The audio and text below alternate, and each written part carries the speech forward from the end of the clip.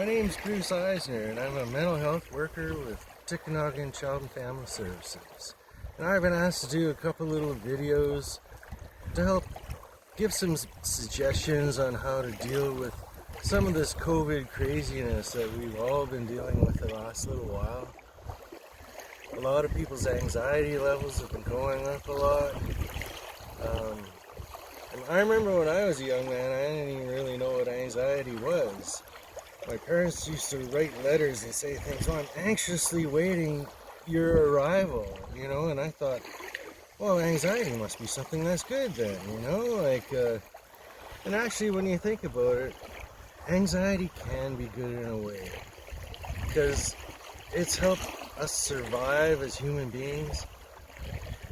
I mean, if you've ever been in the bush, sometimes you're not the apex predator out there, Sometimes we're not the top of the food chain, and that anxiety can really assist us in a way, because you think about it.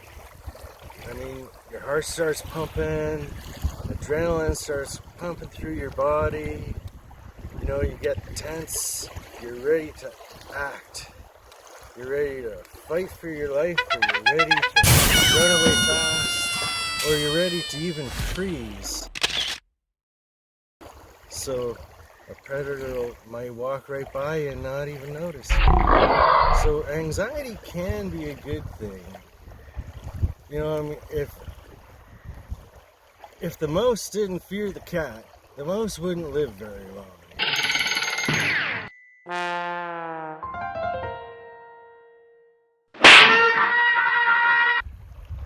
However, there's times when anxiety kind of works against us.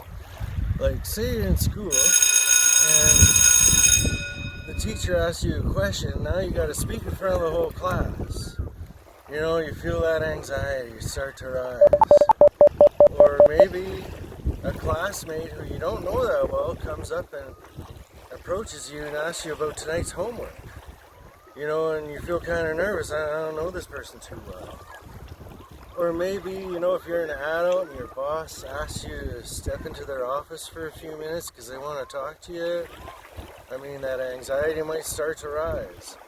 Now, chances are you're in no real danger, but your body reacts like you are, Your heart starts to beat, palms get sweaty, maybe your stomach feels kind of queasy, maybe you get a headache, maybe you get flushed or whatever, but you're reacting like you're in danger, but you're not. So today we're going to talk about a few things you can do, to help relax and help get a handle on this anxiety. So the first thing that we can do is focus on our breath.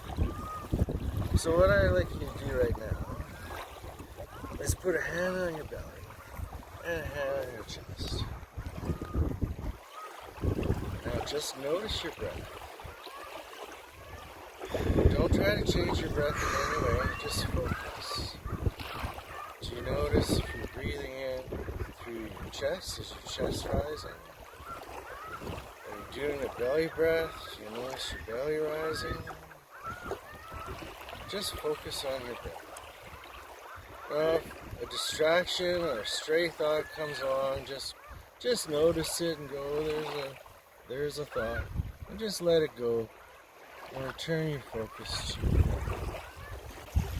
Now I'd like you to try something different, because a lot of us don't really breathe properly. I know that sounds funny, but we don't. We do these shallow breaths in our chest, and we don't really inflate our lungs fully. So what we want to do is do a belly breath. And I'm like the perfect guy to be showing you this, because I got a nice big belly. You should be able to see my belly rise. So yeah, put your hands back on your chest and your guard. And this time, take a deep breath through your nose. You should notice your belly rising. Hold and slowly exhale. Again, take a deep breath through your nose. Hold. And slowly exhale. You can open or close your eyes. It's up to you. Take another deep breath in. And slow exhale. And imagine you're breathing in relaxation.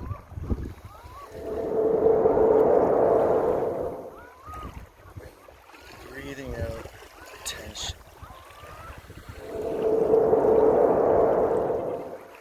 Do a couple more. Breathe in relaxation. And breathe out tension.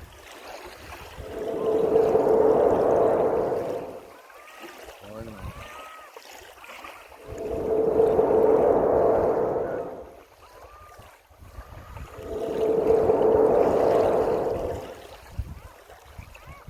There.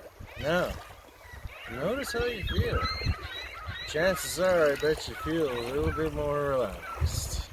Okay, now there's another little technique I'd like to share with you. Now this is a good one if you're starting to feel panicky, you can feel the anxiety rising.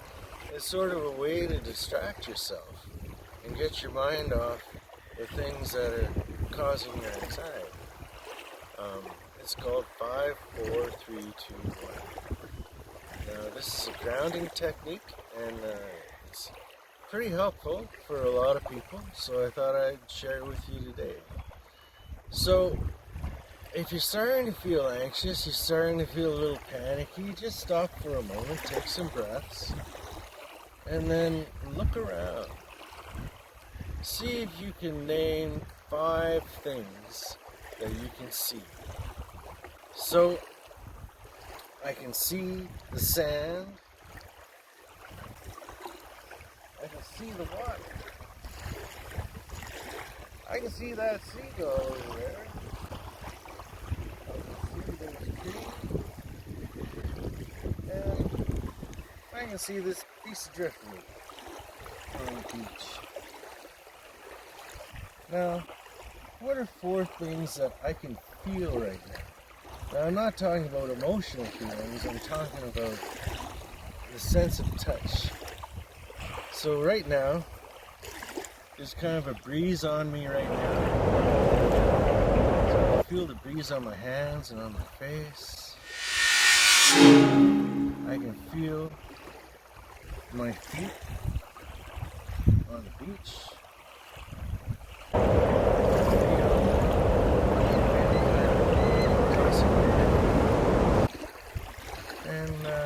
I can feel, my clothing against my body.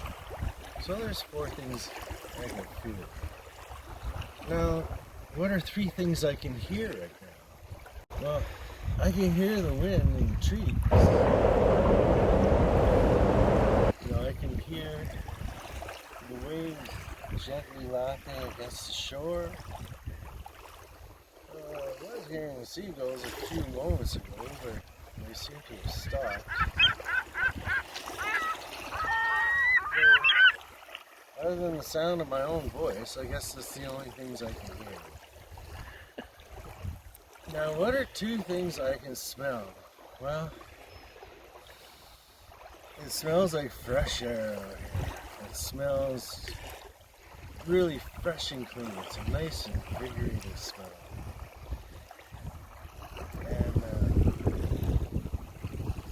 I can smell that sip of coffee I just had a few moments ago, so I can still smell the coffee.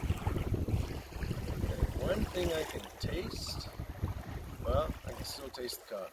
I have coffee breath. Alright, there's one more skill I'd like to share with you. This is to help you deal with distress. In fact, it's called a distress tolerance skill. It's a series of skills, and it's some of them are lifestyle things, some of them are more emotional things, thinking things, and it's called accepts. So, important thing to remember is that, when we're on the beach, we're watching the waves come and go, well, our feelings can be like that too. Sometimes you get overwhelmed with anxiety or depression. If you can just ride out those feelings, eventually they will fade somewhat, they will dissipate, and they'll pull away and pass, or at least lessen in intensity. And until they do, you can use the skills called accepts. Now, accepts is an anagram, and the A in accepts stands for activities. So now, activities should be something that require some kind of mental effort or thought. I mean, for a lot of young people, video games are an important activity.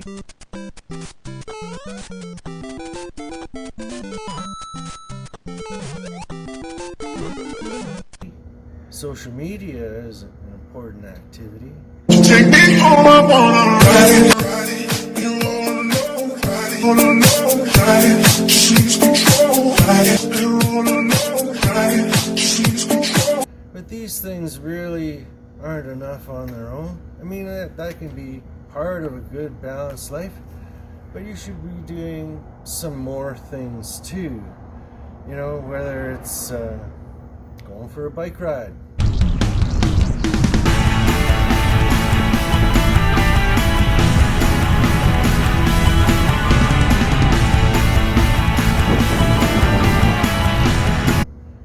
playing outside with friends. You can go pick up a fishing rod at the hardware store for a few dollars and a handful of lures and go down the lake and try your luck. Which is exactly what we at John West want.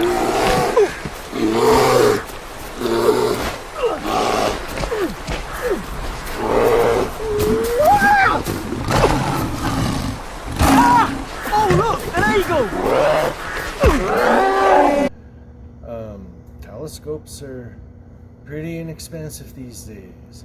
There's art. We don't make mistakes. We have happy accidents. There's camping. There's all kinds of things that you can be doing. But it's important to get out of your rooms, get off the devices, and do something else as well. Contributing is the first C in accepts. Now, when we're making a contribution to someone, we're focusing on something other than ourselves. We could volunteer for an organization. If there's a cause that you feel passionate about, I mean, there's many, many good causes you can get involved with. Or it could be just something as simple as asking your parents, like, hey, can I help with supper tonight?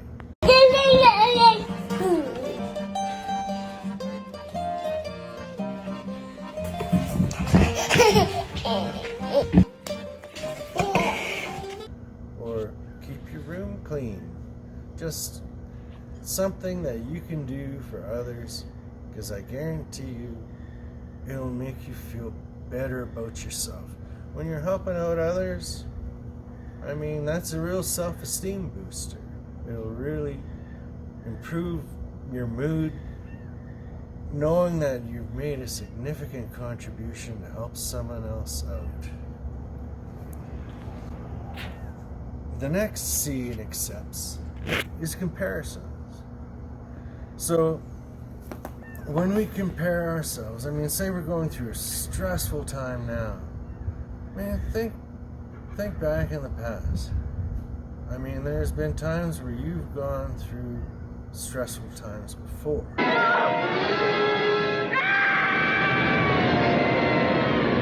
And think about how you handled it then. And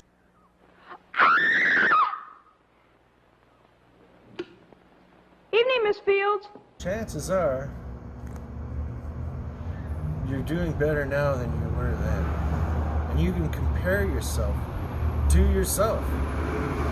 Like, boy, I'm going through a hard time now, but, you know, I went through a worse time before and I made it through. I can make it through this too. The E in accepts stands for emotions. And in this case, we're actually talking about opposite emotions. So say you're feeling sad, say you're feeling depressed. Depression wants you to stay in your room. They want you to close that door and don't talk to anyone, because that'll make me stick around longer, you know? And depression wants to stick around. So you might feel like closing that door and not talking to anybody. But really what you should be doing is the opposite of what you're feeling. So if you get out, think about something you can do to help change your mood. I mean, you could watch some funny cat videos. You know, you could watch a humorous movie. You know, you can go talk to a friend. You can go play with some friends. Talk to your siblings, your parents. There's lots of things that we can do to engage opposite emotions. Like, you're wondering about how that old college roommate's doing. Well, don't wonder about it. Give them a call. Clean the dust off that address book. You know? Call your mom. Is everybody paying attention? Don't forget to call your grandmother! Whatever you decide to do, just do it. Don't stay in your room. Don't close that door. Just do something. Now the P in accept stands for push away.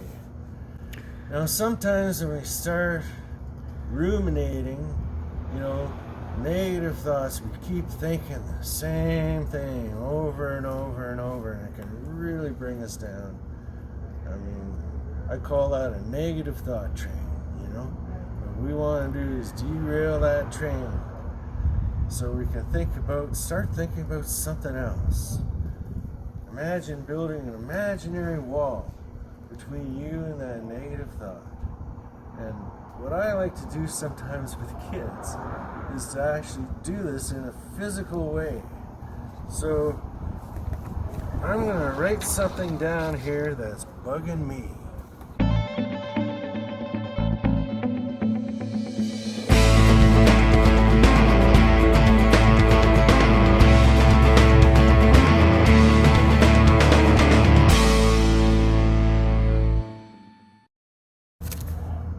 I think we can all relate to this, eh?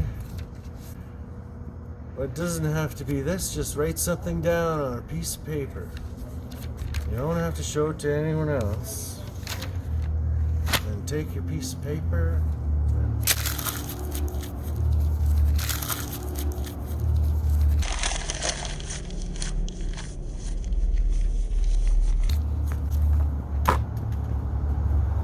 I'll pick that up later. Now the T in accepts is thoughts. So when our emotions take over, try to focus on your thoughts. There's things you can do to distract yourself. There's the 5, 4, 3, 2, 1 technique, which we already talked about. You can count to 10. Or if you're really good at math, you can start at 100 and start subtracting by 7s. Engage your mind. You know, you can think about a list of things. Like, how many types of trucks can you name? How many flavors of ice cream can you name? Or, I could start counting these blocks. How many blocks make up that wall? I could just do something to get my mind off of what I'm thinking, use my thoughts in a positive way to change my negative state and stop ruminating about these things. Now the S in accept stands for sensations. And this is when we use physical sensations to distract ourselves from negative feelings. Now there's a number of different things you can do. I mean, we have 5 senses. There's lots of ways that we can engage our senses. I mean, one of my favorite ways is the sense of taste. Porterhouse steak, fried mushrooms, and a baked potato. That'll put a smile on my face. But, you know, it doesn't have to be an elaborate meal. It could be a little snack, you know. Strawberries dipped in vanilla yogurt. Or, you know, a treat, some ice cream. Just something pleasurable that you can taste. You can engage your sense of hearing. You can listen to some uplifting music. I would not suggest listening to some real depressing music or death metal or anything like that. But listen to something uplifting. Listen to some dance music. Put on some Weekend.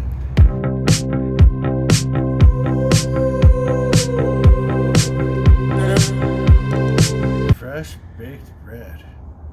Boy, nothing smells better than that.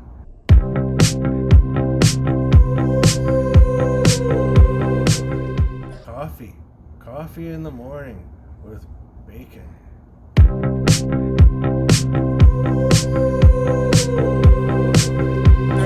Boy, those are some good smells. Or take a moment to smell some flowers, smell some perfume, some cologne. So we can use our sense of smell as well. We can engage our sense of touch. Soft textures like silk, like fleece, something that's a pleasurable feeling. And we can also engage our sense of... We're sorry, the number you have dialed is not in service at this time. Our last sense to talk about is our sense of sight, our vision. Our world is surrounded with beautiful things. You can go for a walk in the forest. You can watch a beautiful sunset. You can find some, pleasing nature show to watch on TV.